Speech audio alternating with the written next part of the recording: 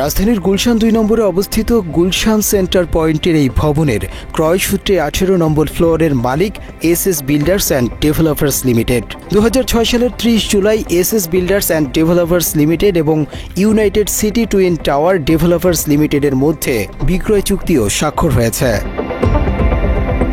চুক্তিপত্র অনুযায়ী প্রথমে ২০১১ সালে ফ্লোর বুঝিয়ে দেওয়ার কথা।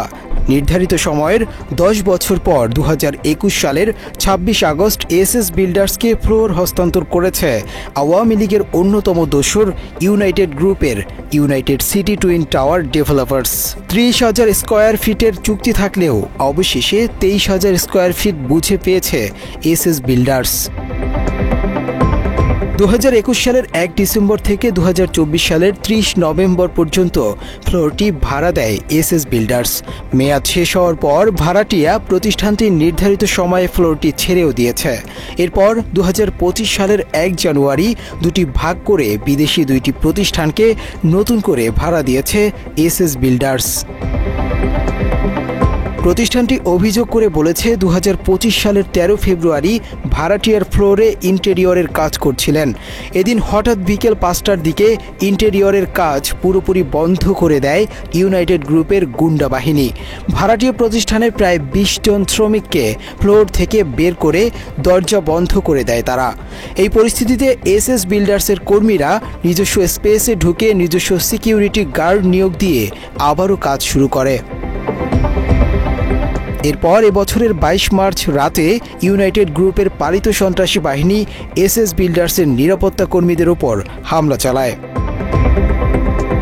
সিসিটিভি ফুটেজে দেখা গেছে ভবনের প্রবেশ পথে লোহার রড, পাইপ ও দেশীয় অস্ত্র নিয়ে এসএস বিল্ডার্সের নিরাপত্তা কর্মীদের ওপর হামলা করা হচ্ছে। এ সময় কয়েকজন দৌড়ে পালালেও জনি এবং সাকিব নামের দুই নিরাপত্তা কর্মীকে পিটিয়ে ও কুপিয়ে গুরুতর আহত করেছে তারা। তাদেরকে উদ্ধার করে একটি বেসরকারি হাসপাতালে ভর্তি করে কর্তৃপক্ষ। এই পরিস্থিতিতে আশঙ্কাজনক অবস্থায় জনিকে ঢাকা মেডিকেল কলেজ হাসপাতালে স্থানান্তর করা হয়। এ ঘটনায় সাকিব বাদী হয়ে পরদিন ২৩ মার্চ গুলশান থানায় ৯ জনের নাম সহ আরও অন্তত ১৫ থেকে ১৬ জনকে অজ্ঞাত ব্যক্তির নামে মামলা করেছেন।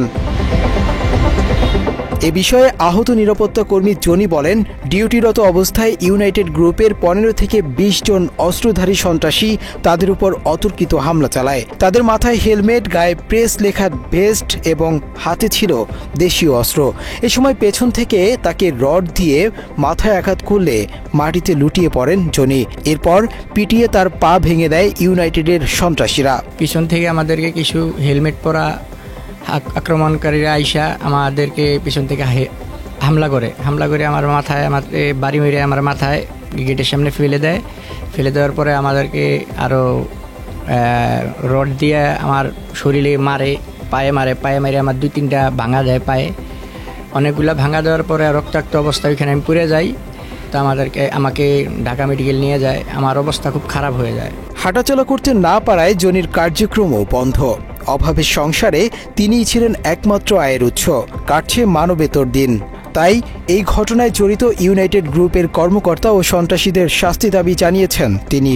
আমার একটা উদ্দেশ্য, আমার যারা এত বড় ক্ষতি করছে আমি তাদের কঠিনভাবে শাস্তি চাই। আমার জীবনটা একবারে করে দিচ্ছে। আমি ঠিক মতন দাঁড়াইতে পারি না, ঠিক মতো হাঁটাচলা করতে পারি না, কাজ করতে পারি না। আমার অনেক বড় ক্ষতি করে ফেলেছে তারা। একমাত্র ছেলের এই অবস্থায় কপালে চিন্তার ভাঁজ পড়েছে জনির মায়েরও। তিনিও ছেলেকে হত্যা চেষ্টার বিচার চেয়েছেন। একটা ছেলে নিয়ে আমি বুড়া মারে নিয়ে কামাই রোজগার করি খাইছে। এখন আমি তো বাবা ঘরে অসুস্থ হয়ে গেছি। এই চিন্তায় টেনশনে আমার এই ছেলে যদি ঘরে ঘরেই থাকে, আমার কে ভাত খাওয়াইব, আবার কে আমার ওষুধ বড়ি করব? আমি তো বুড়া মানুষ, আমার কে রুজি কামাই করব? আমার ছেলে তো অসুস্থ, খাড়াইতে পারে না, পা দিয়ে হাঁটতে পারে না। কে আমার এগুলো করব বলেন? আমার এসে আমি কে আমারে খাওয়াইব? এ বিষয়ে SS বিল্ডার্সের senior manager Hridoy Khan নয়ন মুঠোফোনে বাংলা এডিশনকে বলেন, ৩ বছর ধরে ফ্লোরটি তাদের দখলে থাকলেও হঠাৎই হামলা চালায় ইউনাইটেডের সন্ত্রাসী বাহিনী। তিনি অভিযোগ করে বলেন, এ ঘটনায় গুলশান থানায় থানায় মামলা হয়েছে। তদন্ত করে সত্যতা পেলেও চার্জশিট না দিয়ে পুলিশ টালবাহানা করছে বলেও অভিযোগ করেন তিনি। সাক্ষীটাকে নিচে দেখছে এবং এই ঘটনার সাথে যারা যারা জড়িত তাদের নাম টাম ওনারা এন্ট্রি করে নিচ্ছে এবং মামলা হয়েছে। একটা পর্যায়ে ওনারা এখন এই চার্জশিট যে দিবে এটা ওনারা বিভিন্ন চার্জশিটটা এখনো দিতেছে না এবং তারা টালবাহানা করতেছে। আজকে কালকে করে এটা কোর্টের থেকে প্রতিবেদন চাচ্ছে, চার্জশিট চাচ্ছে যে আপনারা পাঠান। আমাদের উকিলে বলছে কিন্তু এখানে এই পুলিশ প্রশাসনের থেকে এই চার্জশিটটা এখন তারা পাঠাইতেছে না, দিতেছে না, টালবাহানা করতেছে। তবে এ বিষয়ে গুলশান থানার ওসি হাফিজুর রহমান বলেন, তদন্ত এখনো চলমান, তদন্ত শেষে দেয়া হবে চার্জশিট। মামলার তদন্ত শেষ হলে চার্জশিট জমা হবে ইনশাআল্লাহ। আমি তো পরে এসেছি, আমি যা ব্লকে বললেন আমি এটা খতিয়ে দেখবো কেন শেষ হচ্ছে না। তবে আমি কটার সময় থানায় ছিলাম না, তখন আমি অন্য থানায় ছিলাম। এটা কি এখনো তদন্ত চলমান না? হ্যাঁ চলমান আছে। তদন্ত হয়তো ছোটখাটো বিষয় এখন বাজাচ্ছে, শেষ করে দিয়ে দেবে।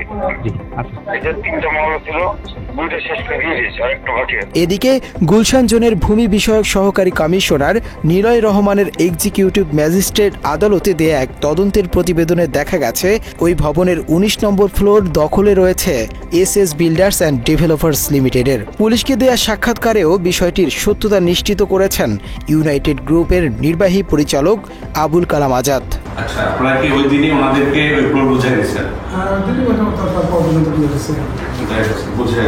বুঝাই দেওয়ার পর থেকে ওই ফ্লোরটাকে ওনার দখলে আছে এবং ওনারা এখানে কোনো কাজ করছিল ইন্টেরিয়র বা কোনো কাজ, এই জিনিসগুলি সব কিন্তু আমার জানা তদন্ত করেন না, এই ভিতরে কি করছেন না করছেন আপনারা বুঝাই দিয়েছেন, বিক্রি করছেন, আপনাদের সাথে সমস্ত লেনদেন ক্লিয়ার। জুলাই আন্দোলনের ঘটনায় রাজধানীর বিভিন্ন থানায় হত্যা মামলার নথি বাংলা এডিশনের হাতে এসেছে।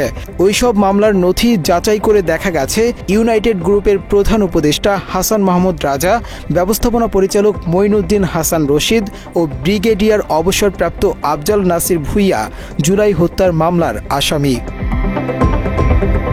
অভিযোগ রয়েছে ইউনাইটেড গ্রুপ হাসিনার আমলে বিভিন্ন সময় মানুষের কাছ থেকে প্রতারণা করে অর্থ হাতিয়ে নিয়েছেন।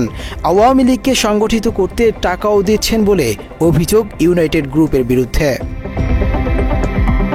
এছাড়া বিনিয়োগের নামে ইউনাইটেড এন্টারপ্রাইজ অ্যান্ড কোম্পানি লিমিটেডের মালিকানাধীন সিঙ্গাপুরে নিবন্ধিত company United energy trading private লিমিটেডের মাধ্যমে 122 কোটি টাকা পাচার করেছে প্রতিষ্ঠানটি। এ নিয়ে দুদক এবং বাংলাদেশ ব্যাংক সংশ্লিষ্ট কর্মকর্তাদের কাছে চিঠি দিয়েছে আলমগীর হোসেন নামের একজন ব্যক্তি। এসব অভিযোগের বিষয়ে জানতে ইউনাইটেডের হাসান মাহমুদ রাজাকে একাধিকবার ফোন করা হলেও তিনি ফোন রিসিভ করেননি।